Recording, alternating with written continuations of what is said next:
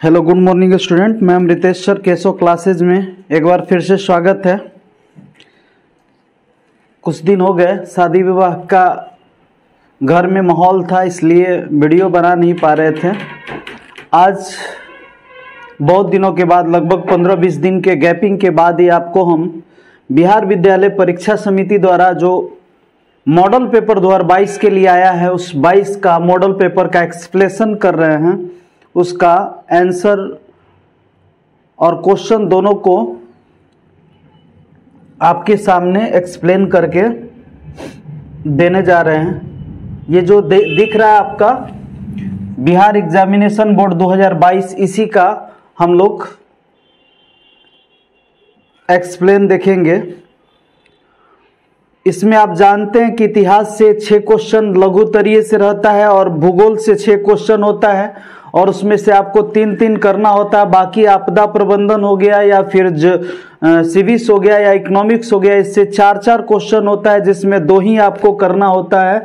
उसके बाद दीर्घ उत्तरीय में सब में 1-1 क्वेश्चन होगा। चारों पार्ट में 4 क्वेश्चन होंगे और 4-4 नंबर का होगा, जिसमें से आपको करना है, अर्थात दीर्घ और लघु मिलाकर के आपको 40 मार्क्स का है, जिसमें आपको 3-3, 6-6, 12 नंबर 12 क्वेश्चन करना है लघुतरीय और 4 क्वेश्चन करना है दीर्घ उत्तरीय। उसके बाद 40 क्वेश्चन, 80 क्वेश्चन ऑब्जेक्टिव रहेगा, जिसमें 40 आपको करना है। प्रत्येक प्रश्न 2 खंडों में बटा रहेगा। आप जानते हैं कि OMR शीट पर नीला या काला बॉल पॉइंट पेन का इस्तेमाल करना है। तो बाकी सब जो है ये सब कुछ जान रहे हैं, कैसे यूज करना है, क्या करना है। उस पर पेन से एथी का इस्तेमाल नहीं करना है, ब्लेड आदि का इस्तेमाल नहीं करना है। हम लोग डायरेक्ट आ गए क्वेश्चन पर। क्वेश्चन क्या दे रहा है? क्वेश्चन दे रहा है, हिंद चीन में बसने वाले फ्रांसीसी कहे जाते थे। तो देखिए, हिंद चीन में बसने वाले फ्रांसीसी को कोलोन के नाम से जाना जाता था। ऐसा फ्रांसीसी जो औपनिवेशिक साम्राज्य की स्थापना के बाद हिंद चीन में जाकर बस गए, तोकिन, कोचीन, अन्नान, लाओस, कंबोडिया में जाके बस गए, उसे कोलोन के नाम से जाना जाता है। अब आप पढ़े होंगे कि टोकिन फ्री स्कूल की स्थापना हुई थी, तो यही लोग विरोध कर रहे थे। रॉलेट एक्ट कब पारित हुआ था? तो रॉलेट एक्ट 1919 ईस्वी में पारित हुआ था, क्योंकि रूस में जो महान क्रांति हुई थी, उस क्रांति से भयभीत होकर अंग्रेज भारत में कोई क्रांति का माहौल स्थापित होने देना नहीं चाहते थे। और यही कारण है कि इन्होंने रॉलेट एक्ट लाया, जिसमें क्या था, नो अपील, नो दलील, नो वकील की व्यवस्था थी, इसलिए इसे काला कानून के नाम से भी जाना जाता। अब आगे देखिए, जलियांवाला बाग हत्याकांड के विरोध में किसने नाइटहुड की उपाधि त्याग दी? तो ये थे रविन्द्रनाथ टैगोर। कौन थे? रविन्द्रनाथ टैगोर जो थे वे नाइटहुड की उपाधि परित्याग कर दिए थे। आगे, जर्मनी के एकीकरण में किसकी भूमिका है? तो आप क्वेश्चन में हमेशा देखते होंगे कि जर्मनी के एकीकरण में किसकी भूमिका होती है? बिस्मार्क की होती है। आर्य समाज की स्थापना किसने की थी? तो इतिहास में भी पढ़ना है और साथ ही साथ संस्कृत के बुक में भी पढ़ना है कि स्वामी दयानंद सरस्वती जो थे वे क्या किए थे? आर्य समाज की स्थापना मुंबई में किए थे। आगे, पूर्ण स्वराज की मांग। पूर्ण स्वराज की मांग का प्रस्ताव कांग्रेस के किस वार्षिक अधिवेशन में हुआ था? तो आप जानते हैं कि कांग्रेस के 1929 ईस्वी के लाहौर अधिवेशन में पहली बार एक युवा अध्यक्ष पंडित जवाहरलाल नेहरू चयनित किए गए थे। उन्होंने क्या किया था? 1929 में पूर्ण स्वराज की मांग रखी थी और 1930 ईस्वी के 26 जनवरी 1930 ईस्वी को रावी नदी के तट पर तिरंगा झंडा फहरा करके पूर्ण स्वतंत्रता की घोषणा भी कर दिए थे। तो ये है स्वतंत्रता। इसलिए हमको लगता है 26 जनवरी जो है उसको गणतंत्र दिवस के रूप में, यानी संविधान की मान्यता उसी दिन इसलिए दी गई ताकि उस 26 जनवरी को याद रखा जा सके। भारत में सूती वस्त्र उद्योग की प्रथम मिल कहां हुई थी? तो ये देखिए, ये मिल मुंबई में थी। आगे है, Akhil Bharatiya trade union Congress AITUC का प्रथम अध्यक्ष कौन थे? तो देखिए, AITUC Akhil Bharatiya trade union Congress को दूसरा मजदूरों का कांग्रेस कहा जाता है। इसका प्रथम अध्यक्ष लाला लाजपत राय थे, जिनकी लाठी प्रहार से लाहौर में क्या हो गई थी, हत्या हो गई थी। लाठी प्रहार से लाहौर में हत्या हो गई थी। ऐसा लगता है कि लाइन जो है वो कट गया है।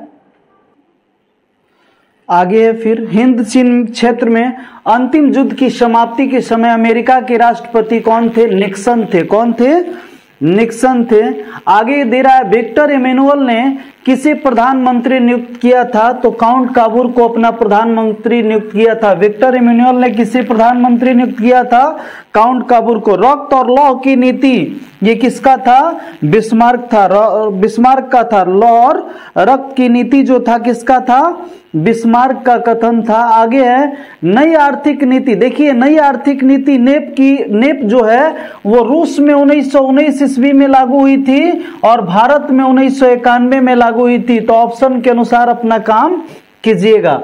1991 भारत में और 1921 ईस्वी में कहां हुआ था, रूस में हुआ था। कहां हुआ था, रूस में, लेनिन के द्वारा किया गया था। इंडियन स्टैट्यूटरी कमीशन का अन्य नाम क्या है, साइमन कमीशन, जो 1927 में बना और 3 फरवरी 1928 में भारत में जब आया तो उसका घोर विरोध हुआ क्योंकि इसमें एक भी सदस्य भारतीय शामिल नहीं थे। आगे है, महात्मा गांधी ने किस समाचार पत्र का संपादन किया था, तो देखिए यंग इंडिया जो था इसका संपादन कौन किया था, महात्मा गांधी के द्वारा किया गया था।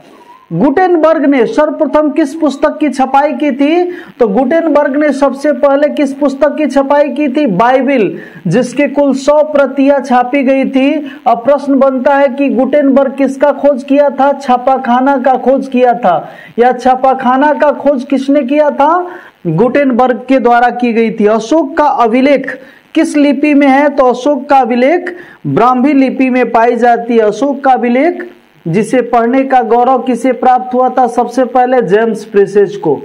बंगाल विभाजन कब वापस लिया गया, तो देखिए बंगाल विभाजन लागू हुआ था 1905 में और वापस ले लिया गया 1911 में। लागू हुआ 1905 में और वापस ले लिया गया 1911 में। रूस में कब दास प्रथा खत्म हुआ था, 1861 ईस्वी में। जार मुक्तिदाता, जार मुक्तिदाता किसे कहा जाता है, जार अलेक्जेंडर द्वितीय, जार अलेक्जेंडर द्वितीय, अलेक्जेंडर द्वितीय को जार मुक्तिदाता कहा जाता है क्योंकि यह कृषि दासत्व को समाप्त 1861 ईस्वी में किया था। इसे 1881 ईस्वी में निहिलिस्टों ने बम विस्फोट के दौरान हत्या कर दी थी। उसके बाद है, किस सम्मेलन में 1 मई को मजदूर दिवस मनाने का निर्णय लिया गया, तो यह द्वितीय अंतर्राष्ट्रीय सम्मेलन था जिसमें मजदूर दिवस मनाया जाने लगा। अब आगे हो ची मिन्ह की सरकार कहां थी, देखिए जो 1954 ईस्वी में जेनेवा समझौता, उसके बाद वियतनाम को 2 पार्ट में बांट दिया गया। उत्तरी वियतनाम जहां पर किसकी सरकार थी, हो ची मिन्ह की सरकार थी, और दक्षिणी वियतनाम जहां पर किसकी सरकार थी, बाओदोई की सरकार थी। तो उत्तरी वियतनाम माने क्या, हो ची मिन्ह, और दक्षिणी वियतनाम में किसकी सरकार थी, बाओदोई की सरकार थी, जो साम्यवादी विचारधारा का ये भी था, कम्युनिस्ट विचारधारा का था और ये साम्यवादी विचारधारा के थे। वार एंड पीस किसने लिखी थी, Leo Tolstoy. War and peace के लेखक कौन थे, लियो टॉल्स्टॉय ने वार एंड पीस की रचना की। आगे है, सोवियत संघ का विघटन कब हुआ, तो सोवियत संघ का विघटन हुआ था 1991 ईस्वी में। सोवियत संघ का विघटन कब हुआ, 1991 ईस्वी में। इसके अतिरिक्त और है, पटना को अजीमाबाद नाम किसने दिया था, तो देखिए पटना नगर की स्थापना अजातशत्रु ने किया और पटना नगर निगम, पटना का नाम अजीमाबाद औरंगजेब का नाती अजीम उस शान ने दिया था, अजीम उस शान ने दिया था। पाटलिपुत्र नगर की स्थापना अजातशत्रु के द्वारा किया गया। भारत में राष्ट्रीय आय की गणना किस संस्था द्वारा की जाती है, तो भारत में राष्ट्रीय आय की गणना CSO, सेंट्रल स्टैटिस्टिकल ऑर्गेनाइजेशन, केंद्रीय सांख्यिकी संगठन के द्वारा की जाती है। भारत में सबसे पहले 1868 ईस्वी में दादा भाई नेरोजी के द्वारा इसकी क्या की गई थी, इसकी गणना की गई थी, जिसमें प्रति व्यक्ति आय 20 रुपया माना गया था, जो उस समय का बहुत ज्यादा था। आगे है, योजना आयोग का गठन कब किया गया था? तो देखिए योजना आयोग का गठन 15 मार्च 1950 ईस्वी को 15 मार्च 1950 ईस्वी को किया गया था। योजना आयोग पंचवर्षीय योजना का संचालन करती थी, जो अब नीति आयोग में बदल गई है। 2015 में इसे नीति आयोग नाम रख दिया गया। साथ ही योजना आयोग की कल्पना जो है वो रूस से ली गई थी। कहां से ली गई थी? रूस से, जहां रूस में स्टालिन जो था योजना आयोग के द्वारा पंचवर्षीय योजना का संचालन करके रूस के नवीकरण करने में सहयोग किया था, और उसी के आधार पर भारत की आर्थिक स्थिति को मजबूत करने के लिए भारत में भी क्या किया गया? योजना आयोग का गठन किया गया। तो याद कर लीजिएगा, उत्पादन के साधनों पर निजी व्यक्तियों का स्वामित्व जहां होता है तो उसे पूंजीवादी अर्थव्यवस्था के नाम से जाना जाता है। आगे है कि गैस और बिजली उत्पादन किस क्षेत्र के अंतर्गत आते हैं? देखिए प्राथमिक क्षेत्र में कृषि और कृषि से संबंधित कार्य हो गया, खनन हो गया। द्वितीय क्षेत्र में आ जाता है औद्योगिक विकास, तो ये आएगा किसमें? तृतीय क्षेत्र के अंतर्गत आएगा। ये किसके अंतर्गत आएगा? तृतीय क्षेत्र। बांग्लादेश की मुद्रा क्या है? तो देखिए बांग्लादेश की मुद्रा जो है क्या है? टका है। बांग्लादेश की मुद्रा जो है टका टका यानी टका है। आगे प्रोफेसर मोहम्मद यूनिस का संबंध किस देश से है? तो देखिए बांग्लादेशी प्रोफेसर मोहम्मद यूनिस, जिन्होंने सूक्ष्म वित्त यानी छोटे छोटे वित्त की सहायता से गरीबी मिटाने का जो प्रयास किया, उसके कारण इन्हें नोबेल पुरस्कार से सम्मानित किया गया था। ये कहां के थे? बांग्लादेश के थे। प्राथमिक कृषि साख समिति कृषकों को किस प्रकार ऋण उपलब्ध कराती है? तो प्राथमिक कृषि साख समितियां जो होती है कृषकों को अल्पकालीन ऋण उपलब्ध कराती है, जिससे वे बिया खाद खरीद सकें। जवाहर रोजगार योजना किस वर्ष प्रारंभ की गई थी? तो समझ लीजिए कि जवाहर रोजगार योजना जो था 1989 ईस्वी में संचालित की गई थी। 1989 ईस्वी में संचालित की गई थी। आगे है मनरेगा में एक वर्ष में कितने दिन का रोजगार देने की गारंटी होती है? तो कितने दिन होती है बाबू? 100 दिन की रोजी पक्की। ये तो हमेशा विज्ञापन में आप देखते हैं। उपभोक्ता संरक्षण के लिए कितने राज्य आयोग है? 35। कितने राज्य आयोग है? 35 है, जो 20 लाख रुपए तक का केस देख पाती है। प्रोफेसर पीसी महानबोलिस की अध्यक्षता में किस समिति की गठन की गई थी? तो ये थे राष्ट्रीय आय समिति। कौन थी? राष्ट्रीय आय समिति का गठन किया गया था। आगे है कि उपभोग प्लस बचत। देखिए खर्च जितना किए और उसके बाद जो बच गया, ये सब मिला के क्या कहा जाएगा? आप जितना कमाए, तो इसको हम लोग क्या कहेंगे? आय कहेंगे। क्या कहेंगे? आय कहेंगे। निम्न में से कौन आर्थिक क्रिया का चक्रीय प्रवाह है? चक्रीय प्रवाह में उत्पादन भी होता है, व्यय भी होता है, आय भी होता है, अर्थात इनमें से सभी होता है। इनमें से सभी होता है। 37 के बाद आपका क्वेश्चन सामने है, जो भारत में सर्वप्रथम राष्ट्रीय आय का अनुमान कब लगाया गया था? दादा भाई नेरोजी के द्वारा। कब लगाया गया था? 1868 ईस्वी में। 1868 ईस्वी में। इसे एकदम रट जाइए। निम्न में से कौन सहकारिता का मूलभूत तत्व नहीं है? देखिए सहकारिता का मूलभूत तत्व जनतंत्रात्मक आधार नहीं होता है। इसमें ऐच्छिक सदस्यता होती है, नैतिक सामाजिक तत्व होते हैं, अनिवार्य सदस्यता होती है, लेकिन इसमें जनतंत्र का कोई बोलबाला नहीं होता है। तो हम आगे बढ़ते हैं। इनमें से कौन गैर आर्थिक कारक संरचना है जौना में पैसा ना लगे? स्वास्थ्य। ये क्या है? शरीर के अंतर्गत है। वित्त में पैसा बा, ऊर्जा में पैसा बा, मोबाइलो खरीदाई तो पैसे से खरीदाई, फ्री में मिले वाला नइखे बाबू। ताव है ने कहता संविधान का 74वां संशोधन संबंध देखिए 73वां जो है वो ग्राम पंचायत से, तो ये बेचारा को कहां से हो जाएगा? नगरीय शासन से हो जाएगा। किससे हो जाएगा? नगरीय शासन से हो जाता है। बिहार में एक नगर निगम में अधिकतम कितने वार्ड सदस्य हो सकते हैं? तो एक नगर निगम में बचवा 75 गो होगा। कब होगा? 40 से 75, तो अधिकतम 75। चिपको आंदोलन संबंधित है सुंदरलाल बहुगुणा से। किससे? सुंदरलाल बहुगुणा से। नेपाल में सप्तदलीय गठबंधन क्यों हुआ था? तो राजतंत्रात्मक को उखाड़कर प्रजातंत्र यानी लोकतंत्र की स्थापना हेतु किसकी? लोकतंत्र की स्थापना हेतु बहुजन समाज पार्टी की स्थापना किसने की थी? काशीराम, जिसका नारा था बहुजन हिताय बहुजन सुखाय, 1984 ईस्वी में स्थापित की गई थी, जिसका वर्तमान अध्यक्ष मायावती श्री सुश्री मायावती बहन जी हैं। दल बदल कानून लागू किस पर होता है? सांसद और विधायकों पर। ये राष्ट्रपति पर नहीं होता, उपराष्ट्रपति, क्योंकि राष्ट्रपति और उपराष्ट्रपति किसी पार्टी विशेष के नहीं होते हैं। झारखंड बिहार से कब पृथक हुआ बाबू? ये दुखद समय 15 नवंबर 2000 ईस्वी को यह अलग हुआ था। तो गाना आया था, अलगा भइल झारखंड अब खैब शकरकंद, मिश्री मलाई खैलू कैलू तन बुलंद अब खैय शकरकंद, अलगा भइल झारखंड अब खैय शकरकंद। आइए शकरकंद खाने के लिए। इनमें से कौन संघीय प्रणाली की विशेषता नहीं है? तो इनमें से देखिए, इनमें से संघीय प्रणाली की विशेषता नहीं है। कौन? संघीय प्रणाली में एकहरी शासन नहीं होती है, दोहरी शासन होती है बाबू। लोकसभा में चुने हुए सदस्यों की संख्या कितनी है? 545। कितनी है? 545। 552 गो होके के चाही, कुछ खाली बा।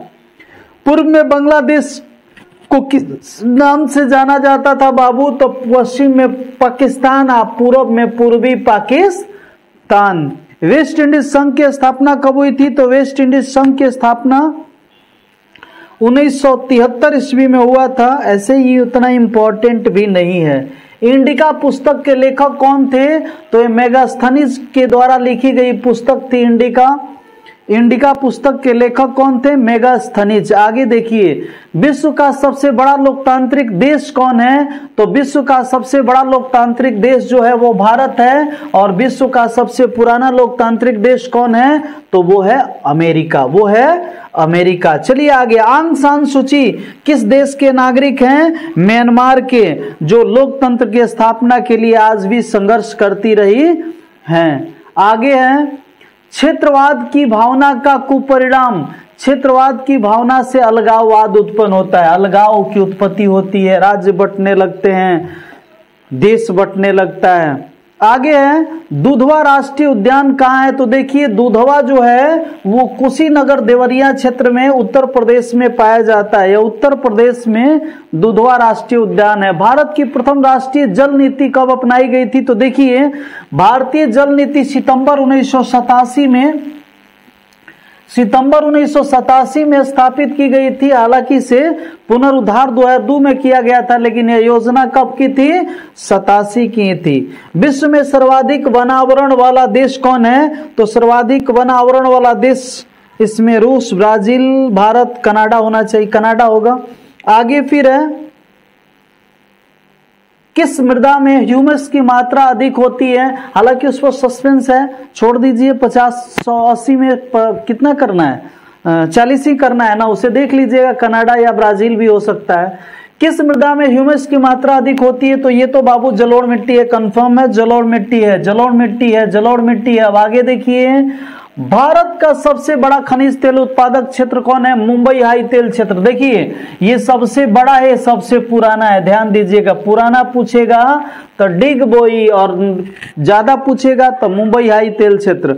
इनमें से कौन रोपड़ फसल है? रबड़ भी है, चाय भी है, गन्ना भी है। तो इनमें से सभी मार दीजिए, इस पर ध्यान दीजिएगा। इन्हें की चाय लौकी बस मार दीजिएगा, गलती है। पूरा क्वेश्चन पढ़िए तभी ठोकिए। पूरा क्वेश्चन बिना पढ़े ठोकिएगा तो फंस जाइएगा, फंस जाइएगा। जीवन रेखा रेल कब चलाई गई थी? लाइफ लाइन एक्सप्रेस कब चलाई गई थी? 1991। एक ऐसा एक्सप्रेस था जो स्टेशन दर स्टेशन जाता था और उस क्षेत्र के रोगियों का इलाज करता था, फिर अपने गंतव्य स्थान दूसरे जगह पर चला जाता था। ऐसे एक्सप्रेस को लाइफ लाइन एक्सप्रेस के नाम से जाना जाता है, जो कांवर झील ये हमेशा पूछता है, बेगूसराय में है। कहाँ है? बेगूसराय में। किस राज्य में संयुक्त वन प्रबंधन का पहला प्रस्ताव पारित किया गया था? तो ये क्या है? ये भी किस राज्य में संयुक्त वन प्रबंधन का पहला प्रस्ताव पारित किया गया था? ये भी असम होगा। इनमें से कौन अकार्बनिक खनिज है? तो अकार्बनिक खनिज जो होगा वो अवरक हो जाएगा। कौन होगा? अवरक हो जाएगा। आगे है, भारत में किस राज्य में सर्वाधिक मैंग्रोव वन पाए जाते हैं? मैंग्रोव डेल्टा क्षेत्र सुंदरबन में है, और सुंदरबन कहाँ पे? पश्चिम बंगाल में। तो यहाँ पे कौन हो जाएगा बाबू? पश्चिमी बंगाल होगा, जहां गंगा का मुहाना पाया जाता है। कौन कोयला घटिया किस्म का होता है? तो एंथ्रासाइट सबसे बढ़िया, पीट सबसे घटिया। एंथ्रासाइट सबसे बढ़िया, पीट सबसे घटिया। भारत में चाय की कृषि कहाँ से शुरू हुई थी? ये असम से शुरुआत हुआ था। पाइराइट किस प्रकार का खनिज है? यह आधात्मिक खनिज है ना। पाइराइट एक आधात्मिक खनिज है जिसे मूर्खों का सोना के नाम से जाना जाता है। क्या जाना जाता है? मूर्खों का सोना। मूर्खों का सोना। मूर्खों का सोना किसे कहा जाता है बाबू? पाइराइट को मूर्खों का सोना कहा जाता है। आगे, भारत का पहला परमाणु शक्ति संयंत्र कहाँ पे है? तारापुर, महाराष्ट्र। कोडरमा का संबंध किस खनिज से? अभ्रक। अभ्रक के उत्पादन में कोडरमा का स्थान काफी आगे। किस देश ने ओपेक की सदस्यता त्याग दी थी? 2018 ईस्वी में ओपेक की सदस्यता कौन त्याग दिया है बाबू? तो ओपेक की सदस्यता कतर दिया इसको। कतर जो है उससे भाग गया है। इनमें कौन जूट का अग्रणी उत्पादक देश है? तो ये कौन होगा? बांग्लादेश। कौन होगा? बांग्लादेश। पहले भारत था, लेकिन पाकिस्तान और बांग्लादेश अलग हुआ, तब से यह इसका स्थान उधर चला गया। आसवन बांध किस नदी के तट पर है? तो ये नील नदी के तट पर है। किस नदी के तट पर है बाबू? आसवन, नील के आसवन के लिए, ठीक नो। इनमें कौन प्राकृतिक आपदा नहीं है? आतंकवादिया जौन आता है वो प्रकृति नहीं बेचता, इसलिए प्राकृतिक आपदा नहीं है। ससुर अपना मन से आ जाता है सब ना, आगे मुंह खतिया जाता है। विनाशकारी भूकंप से बिहार किस वर्ष प्रभावित हुआ था? तो याद रखिएगा कि भूकंप से 1934 और सूखा से 1966, ये दोनों को बढ़िया से याद कर लीजिए। भूकंप वाला 1934 में। बाढ़ के समय कौन स्थान सुरक्षित रहेगा? तो आप जानबे करते हैं कि बाढ़ जब आई तो ऊंचा स्थान भेटाई, तबे जान बचाई। भूस्खलन से अभिप्राय क्या है? इनमें से सभी चट्टान गिरेगा, मलबे खिसकेंगे, चट्टान खिसकेंगे, सब खिसकी।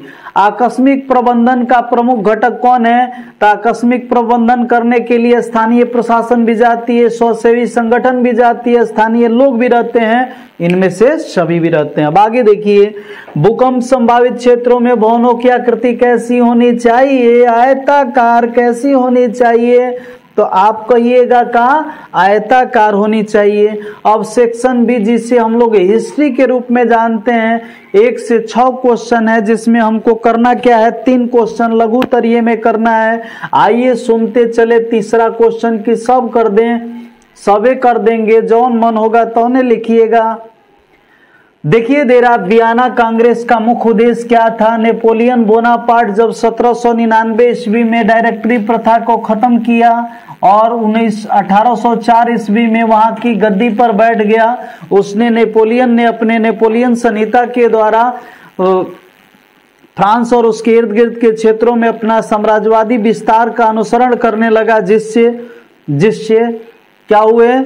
प्रसा, ऑस्ट्रिया, इंग्लैंड और रूस के शासकों ने एक साथ मिलकर पवित्र मैत्री की स्थापना करके नेपोलियन के साथ युद्ध करते हैं, जिसमें नेपोलियन बोनापार्ट की पराजय होती है और फ्रांस को चारों तरफ से पंगु बनाने के लिए, नेपोलियन की शक्ति को तोड़ने के लिए, फ्रांस को पंगु बनाने के लिए, उसको कमजोर करने के लिए वियना कांग्रेस का शुरुआत 1815 ईस्वी में किया गया, जिस सम्मेलन में फ्रांस को आक्रामक घोषित किया गया, उसे सैनिक और युद्ध संबंधी सामान बनाने पर प्रतिबंध लगा दिया गया और उनके विजित प्रदेशों को अपने अपने प्रभाव क्षेत्रों में बांट दिया गया। तो चलिए आगे, शीत युद्ध क्या होता है? देखिए, ऐसा युद्ध जो अस्त्र शस्त्रों से नहीं बल्कि कटु वचनों और व्यंगों के द्वारा लड़ा जाता है, तो ऐसे युद्ध को हम शीत युद्ध के नाम से जानते हैं। प्रथम विश्व युद्ध और द्वितीय विश्व युद्ध के बाद दो महाशक्तियां उभर कर आई, अमेरिका और रूस। एक पूंजीवादी अर्थव्यवस्था, दूसरा समाजवादी और साम्यवादी अर्थव्यवस्था। दोनों में क्या हुई, आपस में अपने आप को ऊंचा दिखाने के प्रयास में क्या करने लगे, वाक युद्ध करने लगे, जो जिससे तृतीय विश्व युद्ध की बू आने लगी थी। ऐसे में 1861 ईस्वी में भारत ने गुटनिरपेक्षता का नीति अपनाते हुए इस युद्ध की समस्या का समाधान किया। तब से अभी तक विश्व युद्ध नहीं हुआ, नहीं तो कितना युद्ध हो गया हो, तब तक देश पूरा विश्व भ्रष्ट खत्म हो गया होता, क्योंकि अब परमाणु बम आ गया है। साइमन कमीशन का विरोध क्यों हुआ? अरे भाई 1927 ईस्वी में, यह ध्यान रखते हुए कि 1929 ईस्वी में इंग्लैंड में चुनाव था, वहां के राजनीतिक दलों के नेताओं को पिकनिक पर भेजा गया। कहाँ? 1927 में जॉर्ज साइमन की अध्यक्षता में एक कमीशन बनाई गई जो यह तय करती कि भारत में शासन व्यवस्था कैसे चलेगी। अरे मूर्ख, भारत में शासन व्यवस्था करना है वहां तय करेगा, इसका मतलब तुम पिकनिक मनाने आ रहा था। भारत के लोग इस बात को समझ गए और इसका विरोध होने लगा। 3 फरवरी 1928 को जब मुंबई एयरपोर्ट पर यह पार्टी पहुंचती है, तो इसका काला झंडा दिखाकर विरोध किया जाता है, क्योंकि इसमें एक भी भारतीय शामिल नहीं थे। उपनिवेशवाद से आप क्या अभिप्राय है? देखिए, औद्योगिकरण के बाद कच्चे माल की आपूर्ति और बने हुए सामान को, उत्पादित वस्तु को बेचने के लिए एक विस्तृत बाजार की आवश्यकता थी। ऐसे में शक्तिशाली देश किसी देश पर प्रत्यक्ष और अप्रत्यक्ष रूप से अपना प्रभाव स्थापित करने लगे, तो ऐसे क्षेत्र को, ऐसे व्यवस्था को उपनिवेशवाद या साम्राज्यवाद के नाम से जाना जाता है। जैसे भारत अंग्रेजों का उपनिवेश था। 4 हो गया।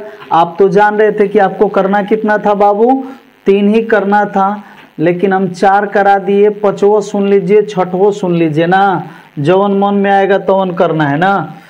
न्यू डील क्या है? न्यू डील क्या है? देखिए 1929-30 में विश्वव्यापी आर्थिक संकट आया। अब पूछ देगा आर्थिक संकट क्यों आया? तो देखिए 1929-30 में आर्थिक संकट आने के पीछे कारण क्या था? जो 1914 से 1918 ईस्वी तक विश्व के मानचित्र पर जो बहुत बड़ा भयंकर युद्ध हुआ, जिसके परिणाम स्वरूप उद्योग धंधे नष्ट हो गए। युद्ध समाप्ति के बाद जो उद्योग युद्ध के आधार पर बनाए गए थे अस्त्र शस्त्र बनाने के लिए, वो भी खत्म हो गए। सैनिक बेरोजगार हो गए, जिससे भूखमरी की समस्या आई। इस अवस्था में क्या हुआ? पूरे विश्व का सेंसेक्स गिर गया था। भारत चूंकि कृषि प्रधान देश था, इसलिए यहाँ कुछ नहीं हुआ, लेकिन अमेरिका का भी बाजार गिर गया था। इस अवस्था को आर्थिक संकट कहा जाता है। तब 1934 ईस्वी में, कब? 1934 ईस्वी में अमेरिका के तत्कालीन राष्ट्रपति फ्रैंकलिन डी रूजवेल्ट, याद रखिएगा, फ्रैंकलिन डी रूजवेल्ट ने क्या किया? एक योजना बनाई, जिस योजना को न्यू डील के नाम से जाना जाता है, जिसके तहत वहां के सोना को गिरवी रखा गया। गिरवी रख करके उससे अर्जित आय से क्या किया गया? उससे अर्जित आय से वहां औद्योगिक विकास की गई, रोजगार के अवसर उपलब्ध किए गए। अगला है हुआ हवा आंदोलन की विवेचना करें। देखिए 1939 ईस्वी में हिंद चीन, यानी हिंद चीन के जितने भी शिक्षित सभ्य समाज था, फ्रांसीसी औपनिवेशिक विस्तार के साथ ईसाई धर्म के प्रचार प्रसार पर जोर दे रहे थे। तो इस समस्या से निजात पाने के लिए वहां की जनता ने क्या किया? एक आंदोलन किया, एक धार्मिक आंदोलन किया, जिस आंदोलन को हुआ हवा आंदोलन के नाम से जाना जाता है। इसकी शुरुआत 1939 में की गई थी। अब इसके बाद आप देख रहे हैं कि आपके सामने जो है लॉन्ग आंसर टाइप क्वेश्चन है। ये लॉन्ग आंसर टाइप क्वेश्चन में पहला क्वेश्चन आ जाता है रूसी क्रांति पर।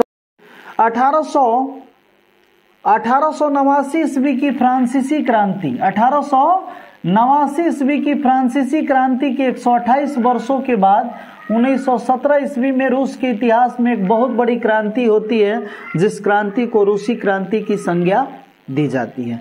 रूसी क्रांति की संज्ञा दी जाती है। अब समझना यह है कि क्रांति क्या होता है। क्रांति का अर्थ होता है स्थिति में महान परिवर्तन। अर्थात हुआ क्या कि रूस में जारशाही का अंत हो जाता है और उसमें साम्यवादी विचारधारा की शुरुआत होती है, साम्यवादी शासन व्यवस्था का शुरुआत होती है। अब देखिए रूसी क्रांति पर मार्क्सवाद का क्या प्रभाव पड़ा। मार्क्सवाद जो था वो साम्यवाद का प्रवर्तक माना जाता है, साम्यवाद का प्रवर्तक। चूंकि रूसी क्रांति के बाद वहां पर मार्क्सवादी विचारधारा के कारण ही साम्यवादी शासन व्यवस्था की शुरुआत हुई। जारशाही का अंत होने के साथ ही वहां कुल खोज बनाए गए, अर्थात सामूहिक कृषि कार्य किया जाने लगा। संपत्ति पर लोगों का अधिकार नहीं रहा बल्कि सरकार की अधिकार रही। लोग काम करते थे, काम के बदले में पारिश्रमिक दी जाती थी। तो ये व्यवस्थाएं मार्क्सवादी प्रभाव ही मानी जाती है। भारतीय राष्ट्रीय आंदोलन में महात्मा गांधी की भूमिका क्या है। देखिए 1857 ईस्वी की क्रांति की विफलता का मूल कारण यह था कि न राष्ट्रीय स्तर पर कोई पार्टी था, न राष्ट्रीय स्तर का कोई नेता था। तब 1885 ईस्वी में भारतीय राष्ट्रीय कांग्रेस की स्थापना की गई, लेकिन यह भी 1905 ईस्वी तक किसी क्रांति में भाग नहीं लिया। क्यों? क्योंकि राष्ट्रीय स्तर का पार्टी हो गई लेकिन राष्ट्रीय स्तर का नेता नहीं था। अब राष्ट्रीय स्तर का नेता नहीं होगा तो राष्ट्रीय स्तर पर इस बातों का प्रचार प्रसार कौन करेगा। ऐसे में महात्मा गांधी की भूमिका राष्ट्रीय आंदोलन में व्यापक है। वे 9 जनवरी 1915 ईस्वी को भारत में आए, जिसे प्रवासी दिवस के रूप में आज भी मनाया जाता है। उसके बाद आते ही वे क्रांतिकारी गतिविधि का हिस्सा लेना शुरू कर दिए। 1916 में उन्होंने क्या किया, साबरमती आश्रम की स्थापना की और उसी साल जो बीएचयू की शिलान्यास का दिन था उस दिन वे मंच पर भाषण दिए, लोगों से रूबरू हुए। 1917 ईस्वी में वे चंपारण गए और चंपारण में सत्याग्रह प्रारंभ किया। उसके बाद वे 1919 ईस्वी में क्या किए, 1919 ईस्वी में जालियांवाला बाग हत्याकांड का विरोध किए और विरोध करने के बाद दिसंबर 1920 ईस्वी को वो क्या करते हैं, असहयोग आंदोलन की शुरुआत करते हैं, जो भारत का प्रथम जन आंदोलन होता है जिसमें पुरुषों के साथ साथ महिला भी कंधे से कंधे मिलाकर शामिल होती है। इसके बाद उन्होंने दांडी यात्रा 1930 में प्रारंभ की। नमक कानून को भंग करके सविनय अवज्ञा का आंदोलन की शुरुआत की। गांधी इरविन समझौता होती है जिसमें बंदियों को छोड़ दी जाती है। गांधी जी शिखर सम्मेलन के लिए जाते हैं, द्वितीय शिखर सम्मेलन में भाग भी लेते हैं लेकिन वो असफल हो जाती है। उसके बाद आते ही वे कुछ दिनों के बाद क्या हुआ, 1942 में भारत छोड़ो आंदोलन की शुरुआत करके लोगों को आंदोलित करते रहे, जागृत करते रहे। अतः भारतीय राष्ट्रीय आंदोलन में इनकी भूमिका काफी सर्वोपरि रही है। अब आगे है बाबू पॉलिटिकल साइंस। पॉलिटिकल साइंस में 9 से 12 यानी 4 क्वेश्चन है। 4 क्वेश्चन में 2 ही क्वेश्चन आपको करना है। लोकतंत्र में सूचना के अधिकार आंदोलन की भूमिका क्या होती है। देखिए सूचना का अधिकार आंदोलन होता क्या है। सूचना का अधिकार आंदोलन 1990 ईस्वी से पहले सरकारी कोई भी काम होती थी वो जनता के नजरों से बाहर की चीजें होती थी। मजदूरों का शोषण होता था, भ्रष्टाचार अधिक होता था क्योंकि लोग उसके फंड को समझ नहीं पाते थे। तब इसके विरुद्ध में राजस्थान में सबसे पहले आंदोलन की गई तो सूचना का अधिकार सबसे पहले राजस्थान राज्य में लगा। 2005 ईस्वी में भारत सरकार भी आरटीआई 2005 राइट टू इंफॉर्मेशन 2005 के तहत सूचना के अधिकार को दे देता है। इससे लोकतंत्र की जड़ें मजबूत होती है क्योंकि भ्रष्टाचार का बोलबाला खत्म हो जाता है। कोई भी सरकारी कामकाज, सरकारी दफ्तरें जो है वो आम आदमी के पहुंच तक हो जाती हैं। वो उससे प्रश्न कर सकता है, उसका उत्तर जानने का अधिकार रखता है। तो इस प्रकार से लोकतंत्र की जड़ें मजबूत होती है। अगला राजनीतिक दलों के 2 प्रमुख कार्य। देखिए पहला कार्य जनमत संग्रह करना। राजनीतिक दल होता क्या, ऐसा दल जिसका निर्माण राजनीतिक उद्देश्यों की आपूर्ति के लिए किया जाता है तो ऐसे दल को राजनीतिक दल कहा जाता है। और राजनीतिक दल के प्रमुख कार्य पहला जनमत संग्रह करना, यानी जनता को अपने पक्ष में संग्रह करना होता है। जनता को राजनीतिक शिक्षा प्रदान करती है, राजनीतिक शिक्षा प्रदान करती है। और तीसरा चीज चुनाव में भाग लेती है। चुनाव में भाग लेने के बाद यदि उसकी बहुमत आती है तो सरकार चलाती है, जिसे सत्तारूढ़ दल कहा जाता है। अन्यथा विपक्ष में बैठ के सरकार की आलोचना करती है, जिसे विपक्षी दल के नाम से जाना जाता है। इसके अतिरिक्त यह शांति व्यवस्था कायम रखने में मदद करती है, क्रांति को दबाने का प्रयास करती है। 2 हो गया, काम खत्म। लेकिन एक्स्ट्रा पढ़ लीजिए, संघीय शासन की 2 विशेषताएं, यानी भारत एक राज्यों का संघ है। देखिए 565 देशी रियासतें भारत में थी आजादी से पूर्व, इसलिए भारत को संघीय व्यवस्था में जोड़ा गया ताकि ज्यादा विवाद न हो सके। तो इसके अंतर्गत संघीय शासन व्यवस्था में पहला होता है कि इसकी विशेषता है कि संविधान की सर्वोच्चता होती है।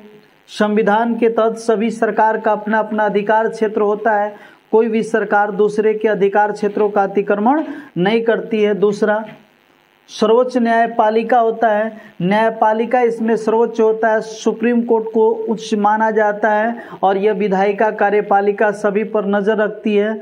ठीक है, तो ये 2 ही पूछ रहा था, तो 2 हो गया।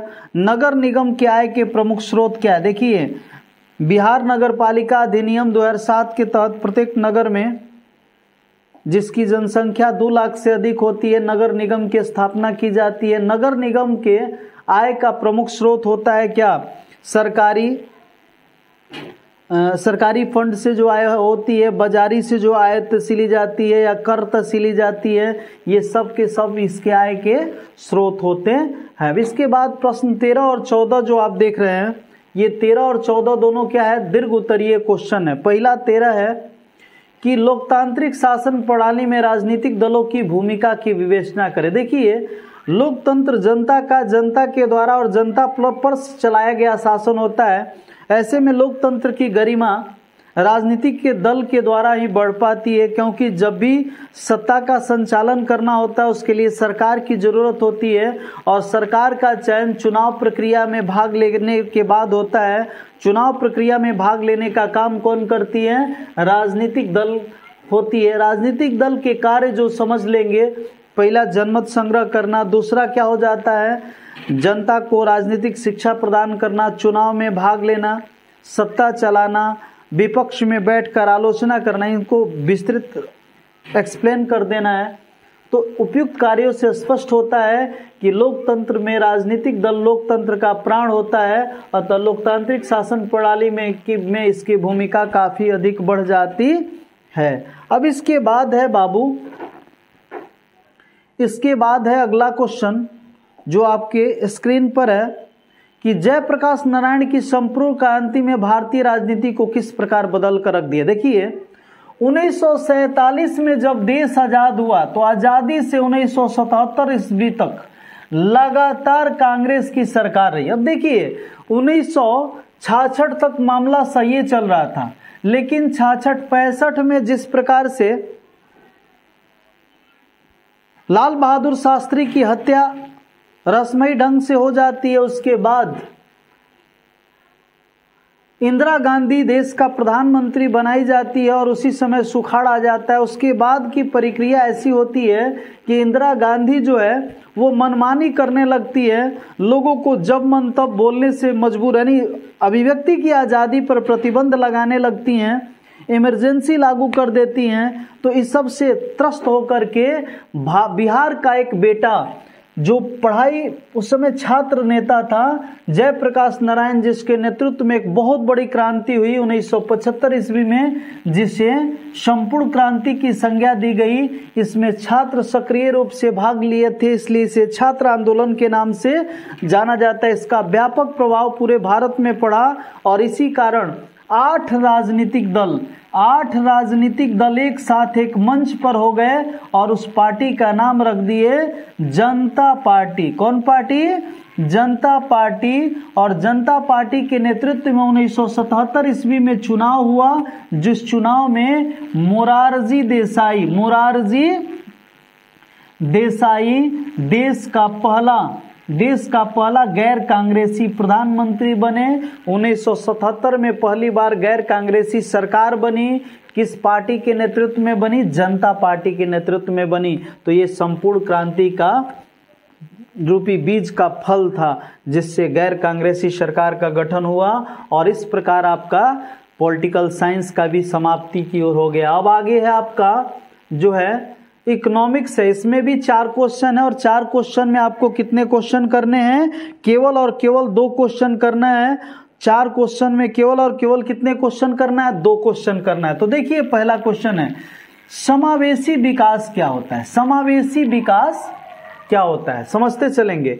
ऐसा विकास, समान आवेश यानी धन और ऋण, माने मतलब क्या? आवेश 2 प्रकार का होता है, धन आवेश और ऋण आवेश।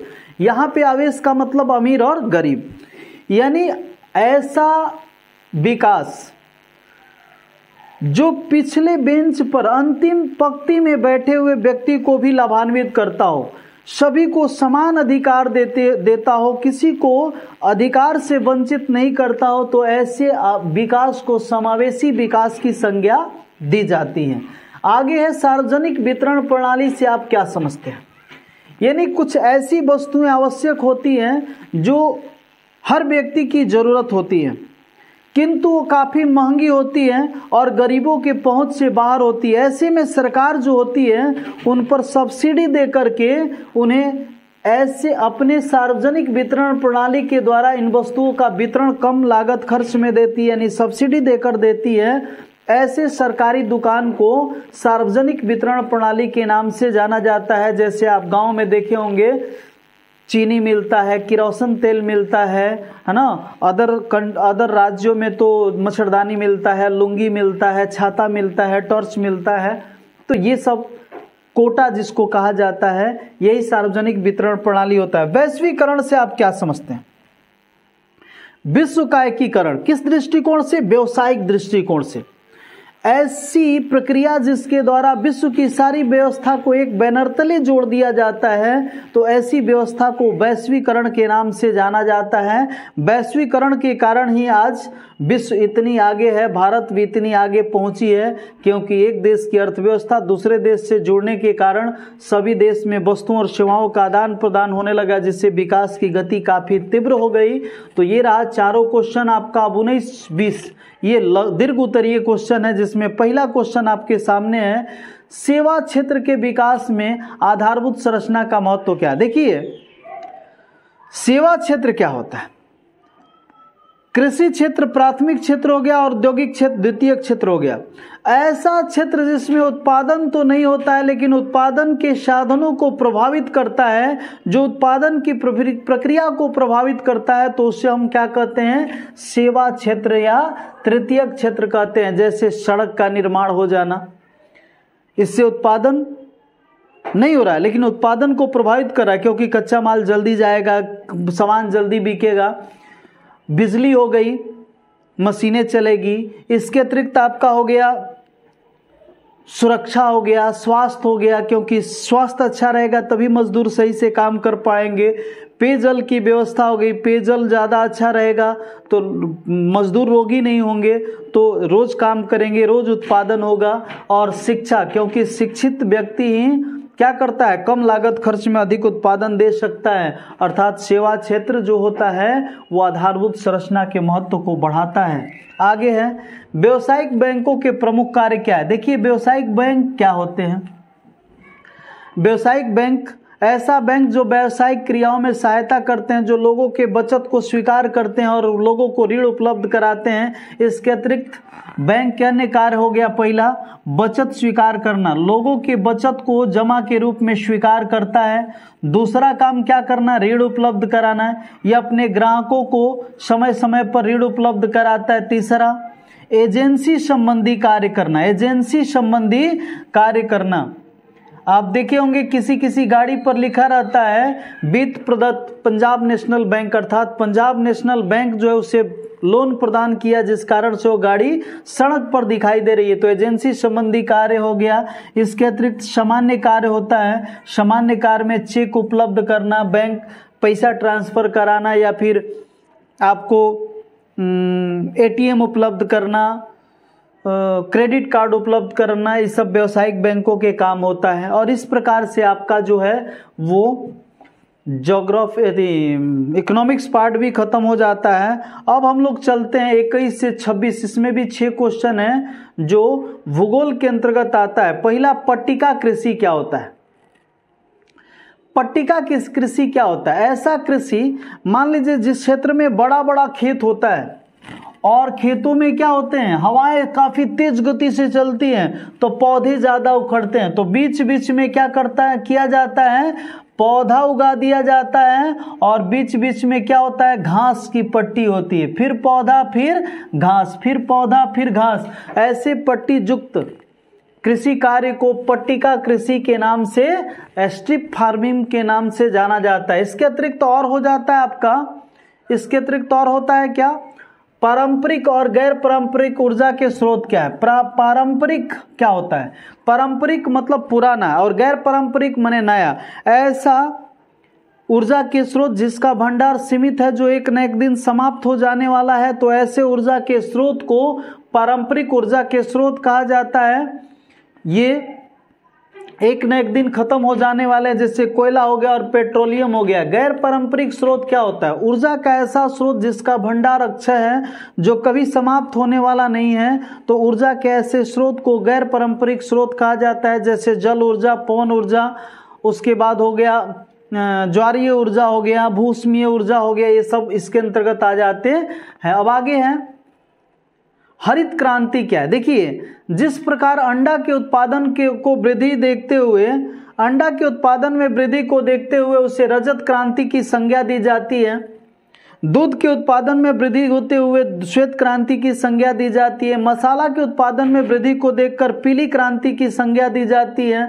मछली के उत्पादन में वृद्धि को देखकर नीली क्रांति की संज्ञा दी जाती है। उसी प्रकार पौधों के यानी अनाजों के उत्पादन में वृद्धि को देखते हुए इसे हरित क्रांति की संज्ञा दी गई। हरित क्रांति का मूल कारण था उन्नत किस्म के बीज, उर्वरक और कीटनाशक दवाओं का इस्तेमाल। इससे चावल के उत्पादन में 1.5 गुना, 2 गुना और गेहूं के उत्पादन में 1.5 गुना वृद्धि हुई। इस अवस्था को हरित क्रांति कहा जाता है। अब आगे देखिए, सार्वजनिक और निजी उद्योग में क्या अंतर होता है? सार्वजनिक उद्योग ऐसा उद्योग जो क्या होता है, सरकार के स्वामित्व में चलता है, सार्वजनिक उद्योग कहलाता है। और ऐसा उद्योग जो पूंजीपतियों के नेतृत्व में चलता है, निजी उद्योग कहा जाता है। सार्वजनिक उद्योग में लागत खर्च अधिक, उत्पादन कम होता है, और इसमें लागत खर्च कम, उत्पादन अधिक होता है। यह क्या होता है, भारी उद्योग होता है या अपेक्षाकृत हल्का उद्योग होता है। इसमें मजदूरों का कल्याण की, जन कल्याण की भावना होती है। जन कल्याण का शोषक होता है, पोषक होता है, शोषक होता है। इसमें लाभ की संभावना यानी कम होती है और इसमें लाभ की संभावनाएं अधिक होती है। अब आगे है जैव विविधता क्या है? देखिए, हमारे देश में आप देखिएगा, एक तरफ आप चले जाइए राजस्थान में, वहां पे क्या मिलेंगे, ऐसे जीव मिलेंगे जिसे जल की आवश्यकता कम पड़ती है। दलदली क्षेत्रों में मवेशियां ज्यादा मिलती है, भैंस आदि मिलती हैं, तो कहीं बाघ हैं तो कहीं शेर हैं। भारत के अन्य क्षेत्रों में अलग अलग जीव पाए जाते हैं, अलग अलग पेड़ पौधे वनस्पति पाए जाते हैं। इसी अवस्था को जैव विविधता के नाम से जाना जाता है। आगे है रेड डेटा बुक क्या है? रेड डेटा बुक क्या है? देखिए, मानव स्वभाव से स्वार्थी प्रवृत्ति का होता है। अपने स्वार्थ के लिए, अपने लाभ के लिए दिन प्रतिदिन क्या किया, जीवों का हत्या करता गया, वनस्पतियों को काट डाला, पेड़ पौधे नष्ट किए, जिससे कई पेड़ पौधे, वनस्पति, जीव जंतु विलुप्तता के कगार पर आ गए हैं। ऐसे जीव जंतु या वनस्पति जो विलुप्तता के कगार पर आए हैं, उनके लिए एक बुक तैयार की गई है, जिस बुक को रेड डेटा बुक के नाम से जाना जाता है। और ऐसे ऐसे जीवों को बचाने का, ऐसे ऐसे वनस्पति को बचाने का प्रयास किया जा रहा है। अब आगे है बाबू दीर्घ उत्तरीय प्रश्न। ये क्या है? जल संरक्षण से आप क्या समझते हैं? देखिए, जल एक प्रमुख संसाधन है।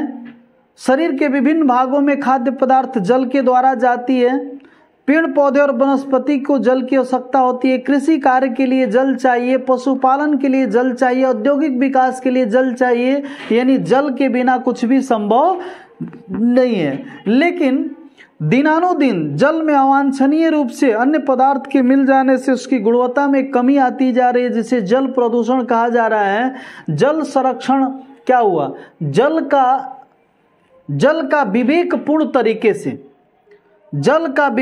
तरीके से समुचित प्रयोग करने की प्रक्रिया जल संरक्षण कहा जाता है। विवेकपूर्ण क्या होता है, जैसे कल से पानी निकाले, थोड़ा सा आराम से नहा लिए, उसको फिर कहाँ ले गए, टब में गया, टब के बाद उससे क्या किए, मवेशी धो दिए, फिर टब में गया, उससे फिर क्या कर दिए हम, सामाजिक वानिकी का काम, जैसे पेड़ पौधा पटा दिए, तो एक ही पानी का इस्तेमाल 4 जगह हो गया और आसानी से पानी कम यूज हुआ। लेकिन हम लोग क्या करते हैं, घर में मोटर लगाते हैं, सरकार को इस पर ध्यान देनी चाहिए, सारा मोटर को सीज कर देना चाहिए, मोटर में लाइसेंस लगा दें और मोटर में ऐसे तकनीक विकास करें कि इतना से अधिक पानी वो निष्कासित न करे एक दिन में। ऐसा करके ही जल संरक्षित नहीं, अन्यथा लोग समझदार पढ़े लिखे लोग क्या करते हैं, मोटर से पानी हर दिन भर नहाते रहते हैं, गर्मी आ जाता है तो मार पानी गिरा करके बर्बाद करते हैं, जो कि सही नहीं है। यानी समुचित प्रयोग करना ही जल संरक्षण कहा जाता है। धात्विक और अधात्विक खनिज में अंतर देखिए, धात्विक खनिज ऐसा खनिज जिससे धातु की प्राप्ति होती है, धात्विक खनिज कहा जाता है। ऐसा खनिज जिससे धातु की प्राप्ति नहीं होती है उसे अधात्विक खनिज के नाम से जाना जाता है। धात्विक खनिज में विशेष चमक होती है, धात्विक खनिज में चमक नहीं होती है। धात्विक खनिज से तार बनाया जा सकता है, अधात्विक खनिज से तार बनाया नहीं जा सकती है। धात्विक खनिज से चदरे बनाए जा सकते हैं, धात्विक खनिज से चदरे नहीं बनाए जा सकते हैं। अब इस तरह से बाबू आगे हम लोग बढ़ते हैं, यानी आपदा प्रबंधन, डिजास्टर मैनेजमेंट में, इसमें भी आप 2 क्वेश्चन, 4 क्वेश्चन में 2 क्वेश्चन करना है। पहला, आपदा के किन्हीं 2 प्रकार का वर्णन करें। आपदा क्या होती है, ऐसी घटनाएं जो अल्प समय में क्या करती है, धन जन की अपार क्षति पहुंचाती है, आपदा कही जाती है। यह आपदा 2 प्रकार की होती है, प्राकृतिक आपदा और द्वितीयक आपदा। प्राकृतिक आपदा और द्वितीयक आपदा, कृत्रिम आपदा। अब 2 प्रकार कौन कौन, भूकंप तो हो गया। बाढ़ से होने वाली किन्हीं 2 क्षतियां। बाढ़ क्या है, यानी जब क्या होता है, किसी नदी के द्रोणी क्षेत्र में अत्यधिक वर्षा होती है, जल संग्रहण क्षेत्र भर जाता है और नदी का पानी द्रोणी को तोड़ करके बाहर भर जाता है, चारों तरफ भर जाता है, तो इस अवस्था को बाढ़ कहा जाता है। बाढ़ से होने वाली क्षति, पहला क्या होता है, धन जन की अपार क्षति होती है, आवास की समस्या आ जाती है। बाढ़ के बाद जो पानी निकलता भी है तो हैजा, पीलिया, टाइफाइड जैसे कई बीमारियां लेकर आ जाता है। आगे सुनामी से बचाव के 2 उपाय। सुनामी क्या है, सुनामी जो है एक जापानी शब्द है जिसका अर्थ होता है भयंकर दैत्य। जापानी जो एक सुनामी शब्द है जिसका, पंजाबी शब्द है जिसका अर्थ होता है भयंकर दैत्य। अर्थात जब क्या होता है, समुद्र में भूकंप आता है तो समुद्र के तरंग जल तरंग के रूप में उठकर समुद्री तटों के इर्द गिर्द टकराती है, जिसे सुनामी के नाम से जाना जाता है। सुनामी से बचाव के 2 उपाय। पहला उपाय कि हमें सूचना तंत्र मजबूत करना चाहिए, दूसरा तटों पर ऐसे समय नहीं जाना चाहिए, तीसरा चीज कि तटों के यानी समुद्री तटों के नजदीक 2-4-5 किलोमीटर के अंदर में घर मकान आदि यानी आवास जैसे कार्य नहीं करना चाहिए। अब अगला हेम रेडियो क्या है, देखिए हेम रेडियो एक तकनीक है जिसके द्वारा हम लोग क्या करते हैं, आपातकालीन परिस्थिति में संचार से नहीं चलता है, आपातकालीन स्थिति में इसके द्वारा सूचनाओं का आदान प्रदान करने का काम किया जाता है। जैसे भूकंप आ गया, बाढ़, सुखाड़, आपदा के समय में हेम रेडियो के द्वारा सूचनाओं का आदान प्रदान किया जाता है। इसी चंद शब्दों के साथ आपका ये चैप्टर खत्म हुआ, ये पूरा पेपर खत्म हुआ, जिससे काफी अल्प समय में खत्म किए हैं। अच्छा लगे तो लाइक करें, शेयर करें और सब्सक्राइब करें। धन्यवाद फॉर वॉचिंग माय